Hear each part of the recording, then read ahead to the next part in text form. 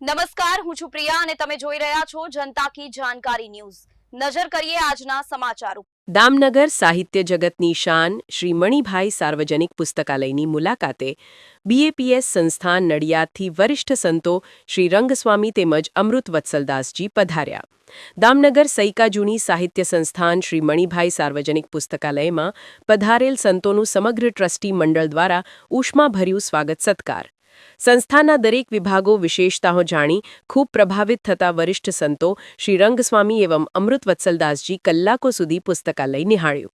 આફરીન કરતી સુવિધાઓ, વર્ષના 365 દિવસ ખુલતી કોઈપણ લવાજમ કે શુલ્ક વગર બેનમૂન વ્યવસ્થા, વિષયવારી કર્તાવારી સહિત અનેક પ્રકારના હજારો પુસ્તકોની વિશાળ શૃંખલા, વાંચકોની સતત ચહેલપહેલ, નોકરી વાંચુઓ માટે સ્પર્ધાત્મક પરીક્ષાઓ માટે સ્ટડી રૂમ નિહાળી ખૂબ ખુશી વ્યક્ત કરી હતી। શ્રી મણિભાઈ સાર્વજનિક પુસ્તકાલયને માનવસાગરમાં ઊભી કરાયેલ દીવાદાંડી સમ્માનતર ગણાવી હતી। કલાકો સુધી પૂજ્ય સંતોએ પુસ્તકાલયમાં વિતાવ્યા હતા।